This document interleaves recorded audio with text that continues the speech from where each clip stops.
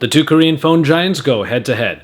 Hey, it's Joshua Vergara from Android Authority, and this is the LG G3 versus the Samsung Galaxy S5. When it comes to design, both of these phones tried to go somewhere different with their overall material choices. In both cases, they didn't stray too far from the status quo, but either one managed to bring something different to the table. Whereas the Galaxy S5 mostly retains the rounded look in the corners and maintains a pretty signature Samsung look all around, its backing is now made of a perforated or dimpled plastic material. It might not have been the most welcome change for anyone that was once sick of glossy plastic, but then open to the faux leather back of the Galaxy Note line. LG seems to have a grasp on the negativity towards glossy plastic by now, and thus has moved to harder polycarbonate treated to have a brushed feel. We all hoped it might be metal this time around, but this change was still quite welcome. The G3 thus has an attractive exterior that arguably moved in a more positive direction when compared to the Galaxy S5. The Galaxy S5 retains the same button layout we all come to expect, with the tactile home button flanked by back and this time a recent apps button. The power button and volume rockers are found on the sides. We might just be getting used to the unorthodox button layout of the G3, which brings with it the back button layout introduced in its predecessor. Index finger usage might take a little while to get used to, but actually it gets pretty natural over time. When it comes to handling, you would think that we would have to take the LG G3's larger screen into much more consideration, but that isn't necessarily the case. While the screen on the Galaxy S5 did get bumped up by a fraction of an inch, the LG G3 grew by almost half an inch. What is so striking about LG's phone is that despite its upsizing, the overall phone doesn't really dwarf the S5 by more than maybe a couple millimeters on each side. The result is a great handling experience on the G3 that is only somewhat tougher to fathom than the S5. If you are a stickler for one-handed usage, then the Galaxy S5 will probably be better for you, but admittedly, not by much. The reason for this compact design in LG's flagship is due to the very thin bezels all around, maximizing the screen real estate. The S5, on the other hand, grew its bezels out a little more, likely as an accommodation to the IP certification. And speaking of which, the S5 might be able to take a tumble and a splash more often than the G3, obviously because of the G3 not having that certification. However, we do have to tip the hat to LG for bringing a larger screen without really making the learning curve that much steeper. Display technology might be hotly debated here, as the IPS performer on the G3 has been blown up quite a bit, while the AMOLED tech of the S5 continues to please as we have expected it to. High saturation is the name of the game when it comes to the S5, with colors that really punch out. Sharpness is great on this screen, packing the 1080p resolution and 432 pixels per inch, and the viewing angles are pretty great all around. When compared to the larger LG G3 screen, we don't see the S5 display really losing too much ground actually, but the G3 screen is still definitely a sight to behold. A pretty massive increase to 2560 by 1440 resolution and 534 pixels per inch is noticeable when compared to the 1080p performer. Not by too much, but enough to at least note. Text viewing then is a breeze on here, and media viewing does get a boost with that larger screen, making games and video enjoyable across the board. While its viewing angles might suffer a bit and its colors take on a warmer tone, the main takeaway here is that with that larger screen, enjoyment is still completely possible and greatly enhanced by that larger display that LG managed to shove into its newest device. If you need punchier colors and you don't need the higher resolution, well, the Samsung Galaxy S5 screen will be great for you still. We just give LG quite a bit of credit for doing a pretty damn good job on their first 2K screen. Performance is where little ground is gained on either side, as both sport the Snapdragon 801 clocked in at 2.5 GHz, backed by the Adreno 330. The G3's 32GB variant here gets a boost to 3GB of RAM over the S5's General 2. Work and play are ultimately as easy as they can get on these two flagships, as either one will perform exactly the way you need them to. Users who tend to harp on lag won't find any that will truly hinder their experience, but it is worth noting that both operating systems can suffer from some architectural issues that can be perceived as lag. It's not the power or lack thereof in the processing packages, but the way that the user interfaces load or are structured. The recent app screen is an example in the LG, while the Maya magazine loading every article at once is an example for the S5. Ultimately, speed is really in no shortage here, and you'll get everything you need to do done. There's also no shortage in hardware offerings, though Samsung continues to try and pack in more than the competition, with usefulness always proving to be the final question. In either case, a removable backing allows you access to the replaceable battery and micro SD card slots, and all of the ranges of connectivity are available in either of these devices, including NFC and IR blasters, not to mention the fact that both of these devices will be on all major carriers, especially in the States. Where the Samsung Galaxy S5 somewhat pulls ahead is in its heart rate monitor on the back and the fingerprint scanner embedded into the home button. These are features extensively looked over and were ultimately found to be only useful for anyone specifically looking for them, which is actually kind of rare. We would much prefer to say that the S5 definitely pulls ahead of the G3 with its IP certification, making it a much sturdier phone. But really, when you're looking for just all of the generally needed tools, everything from controlling TVs to having Bluetooth headsets is possible on both of these devices. And in battery life, the ability to work long hours is basically felt across the board, which is a plus for the G3 because it manages to go the distance even with its larger screen.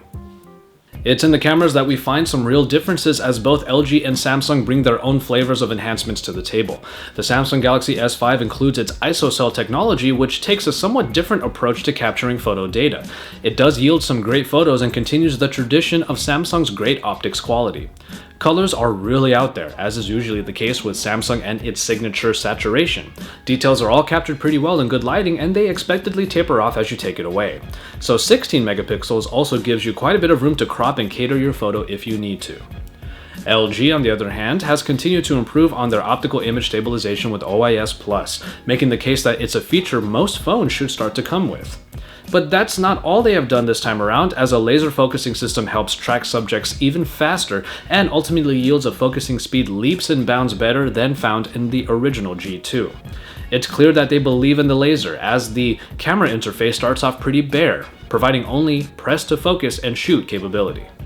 When it comes to quality, I do find the playing field more or less even between these two. The high saturation of the Galaxy S5 shots keep pretty much every photo from being dull, and is at a level somewhat higher than that of the G3.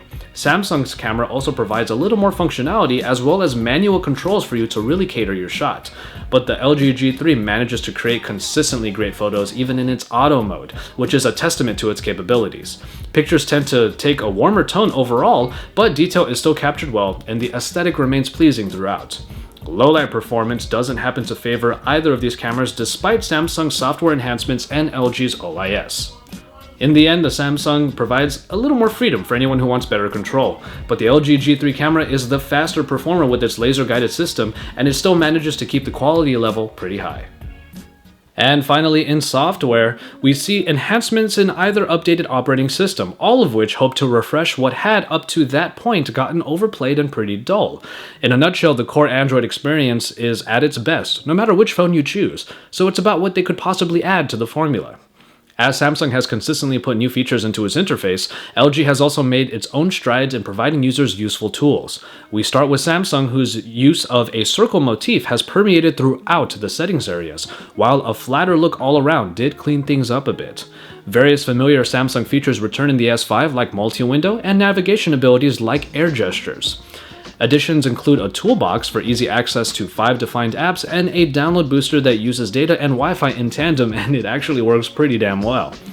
My Magazine tried to bring a highly useful second home screen news service, but its ties to Flipboard made it little more than a full screen widget, putting too many layers between you and your content. What strikes us most about the updates to the TouchWiz UI was that despite all it tried to do to be different, it felt more like a skin over the same old UI that is either loved or hated by now. While the changes are welcome, they actually didn't do too much to really change anything. So how did LG fare with its own changes? Well, for the most part, we like where the aesthetic has gone, though we did find it more about hiding elements rather than fundamentally changing them. Multi-window does finally make it to the G3, which makes perfect sense considering the larger screen. New additions are basically the smart applications, like the Smart Cleaner for deleting temporary files, and the Smart Notify that amounted to little more than a wordy weather report. Wondering where QSlide and QMemo went? They're still there, just hidden behind yet another shade in the notification dropdown. The most useful software feature continues to be the knock-on or the knock code, an easy way of adding security to the phone without making it too hard to access as a result. In the end, you get an absolute slew of features available across the board with so many tools at your disposal. The question is, will you use them? For example, I pretty much never use the air gestures in the Samsung Galaxy S5, and then in the LG G3, I still never use QSlide apps. So despite the enhancements made to the software suites, we do have to wag the finger to both of these phones because they try to offer so much in their operating systems that ultimately prove to be less than useful. Now, both phones will come in at the premium prices for contracts on major carriers, though the S5 has been available for some time now and is currently easier to get your hands on. Unlocked, both phones will come close to the typical $700 price point for flagships. And so, there you have it, the LG G3 and the Samsung Galaxy S5. It's easy to get excited about the larger screen of the LG G3, but when we look underneath that surface, we find an experience that is at its best that it has ever been, and bursting at the seams with capabilities. But the same can be said for the phone in the opposite corner, minus the massive screen. Over the years, LG has gained ground on Samsung, proving it can offer just as much, if not possibly more, than Samsung in their flagship devices. We continue to get close to an even playing field here, with separations including LG's 2K screen, only falling short of having the IP certification found in the Galaxy S5. In software, the feature lists are arguably too long in either case, though the core experience is as good as ever.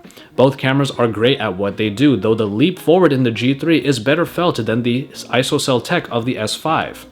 And finally, the same can be said for the material choice, as the G3 manages to look and feel better in our opinion than the somewhat step back of the Galaxy S5's dimpled cover. While Samsung has always been pretty good, LG is truly coming into its own, and it shows in the G3, and in the end you can't go wrong with either of these devices.